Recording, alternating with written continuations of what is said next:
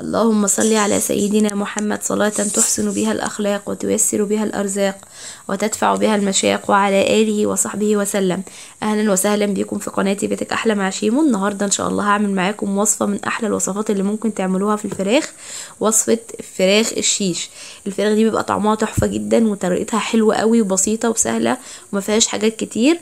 أنا عندي الفراخ بجيبها بغسلها كويس جدا طبعا ومقطعاها، يعني ممكن 12 قطعة. بتقطعي القطع بتاعتها صغيره جدا.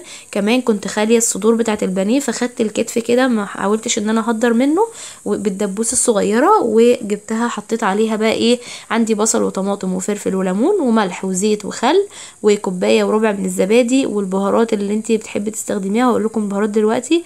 الفراخ ديت محطوط عليها فلفل اسود وبصل كده، عشان انا قبل ما بدخلها الفريزر او قبل ما بحب استخدمها بحب اعمل لها المرته، اللي هي عباره عن بصل مفروم وحط عليه شويه ملح صغيرين وفلفل، وطحنتهم وتبلت بيهم الفراخ وشلتهم في التلاجة. بطلعها بسلقها او بحط عليها التتبيله زي ما انتم شايفين.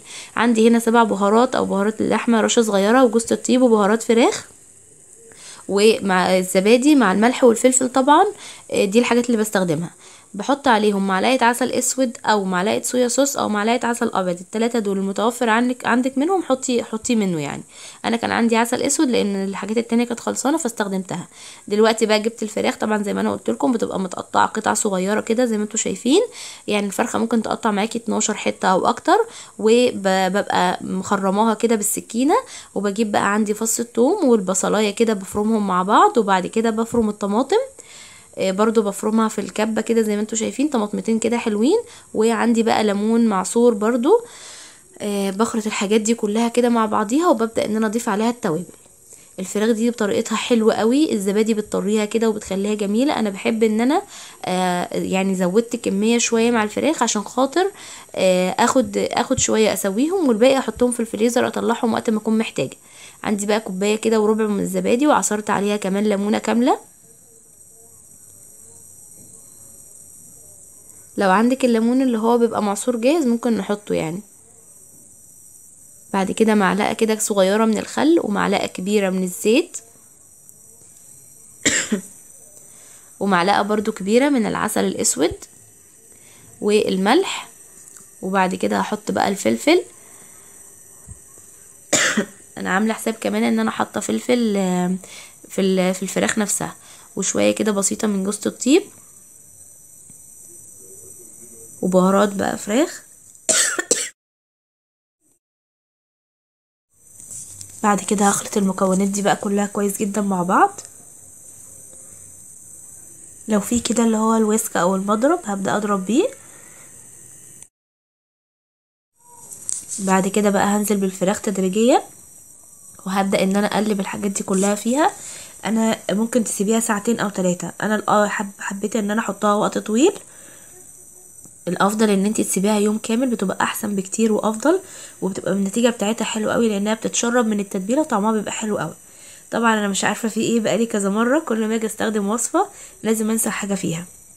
فانا نسيت الروزماري، ده روزماري فريش. لو انت عندك روزماري مجفف عادي حطيه. فانا نسيت فشلت بقى تاني وحطيت وقلبت الحاجات دي كلها مع بعض بس كده. وهدخلها بقى التلاجة، هسيبها بقى ليلة كاملة ساعتين زي ما تحبي، بس هو الافضل ان انت تسيبيها من ساعتين ل3.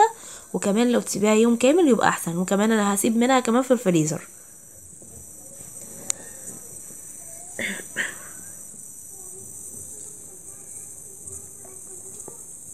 دلوقتي بقى انا هعملها في الجريل. قدامكم بقى حاجة من الاتنين، الجريل او في الشبكة اللي هي بتحطي فيها الفراخ وبتتقفل دي كده وبيبقى معاها مشبك، وبتبداي ان انت تدخليها الفرن. بيبقى تحتيها صينية فيها شوية مية عشان خاطر البخار اللي يطلع ده من المية يطري معاكي الفراخ وما تتحرقش كمان معاكي. طبعا بتبقي قافله الشوايه ومهديه الفرن من تحت، وبتقلبيها مع المتابعه. انا ما عنديش اللي هي الشوايه ديت، فابتديت ان انا استخدم الجريل. تحفه جدا وجميل. حطيت فيه معلقه زبده ومعلقه صغيره من الزيت، وهبدا ان انا اسخنه، وهبدا ادي الفراخ صدمه. لازم يسخن كويس جدا وننزل بالفراخ. الفراخ دي انا عايزاها تكون مشويه مش مسلوقه، بمعنى ان انا مش هغطيها، مش هحكم الغلق بتاعها، لان انت لو غطيتيها كويس جدا هتبدا ان هي تنزل الصوص بتاعها او الميه فتبقى زي المسلوقه. انا هديها صدمه من على الجهتين، وبعد كده هبدا اوطي النار وسط، وهجيب غطا، مش غطا الجريل، هجيب صينيه او اي طبق عندك، هتسيبي الاجزاء بس بسيطه كده باينه منها، فهتبدا ان الحاجه تستوي وتبقى معاكي جوسي فيها طريان، وكمان هتستوي معاكي وتبقى حلوه قوي، ومش هتبقى مسلوقه اللي هي طريه تكليها كانك سلقه الفراخ. انا عايزاها ان هي تكون متحمره والطعم بتاعها كانه مشوي. تمام. فهي دلوقتي هي بتنزل تبدا تنزل السوائل اللي فيها، هسيبها لحد برضو ما تمتصها وتاخد صدمه كويسه قوي. بصوا بقى، انا جبت الصينيه دي حطيتها غطيتها كده، سايبه الجوانب من هنا ومن هنا باينه. دلوقتي انا خدت الكميه اللي انا عايزاها، لان انا كنت عامله يعني حوالي فرخه ونص، وهبدا ان انا اخد الكميه اللي فاضله ديت، احطها بقى في كيس او في علبه تكون محكمه الغلق، وهبدا ان انا احطهم في الفريزر عندي، وقت ما اكون محتاجاهم بطلعهم بستخدمهم عادي. يبقى انا كده استفدت من التتبيله، لان التتبيله كانت كتير ما شاء الله، وكمان بتبقى طعمها حلو قوي، وكمان عندي وجبه ان انا ايه ممكن في اي وقت مستعجله فيه اقوم مطلعاها على طول. الفراخ دي حلوه قوي، وبتستخدميها بتاكليها جنب مكرونه، جنب رز بسمتي،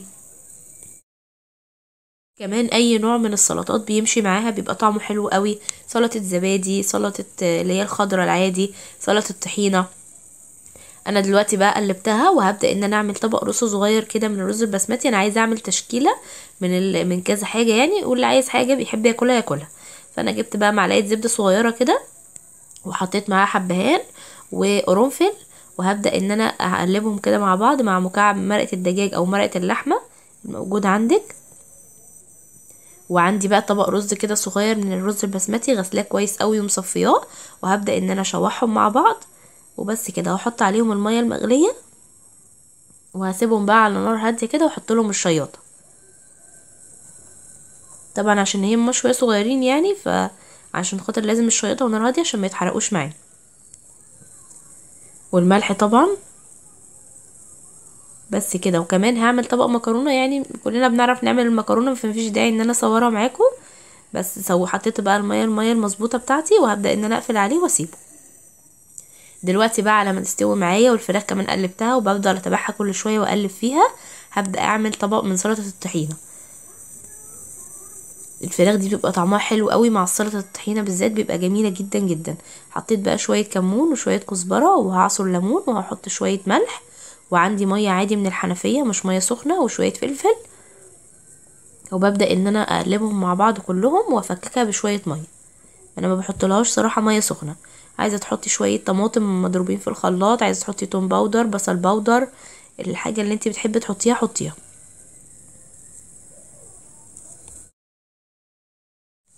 كده خلاص الطحينه معايا خلصت، وكمان الفراخ معايا كانت استوت. جبت بقى فحمايه، وعندي هنا ورقه فويل.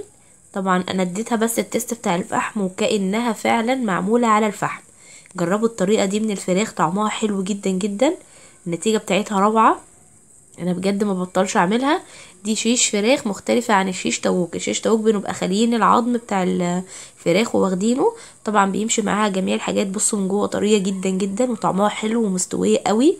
بجد الطريقة دي حلوة قوي، اتمنى ان انتوا فعلا تجربوها. وكمان حطيت بقى جنبها كاتشب، اللي كمان حابب يحط بقى مخللات. اتمنى يا رب يكون الفيديو عجبكم والطريقه دي عجبتكم، وان شاء الله تجربوها. دي طريقه حلوه قوي، طريقه المطاعم برضو. ان شاء الله تكون نالت اعجابكم. ما تنسوش بقى تحطوا لي لايك حلوه منكم وتشجعوني، واشوفكم في فيديو جديد ان شاء الله. ما تنسوش كمان دعوه منكم جميله. مع السلامه.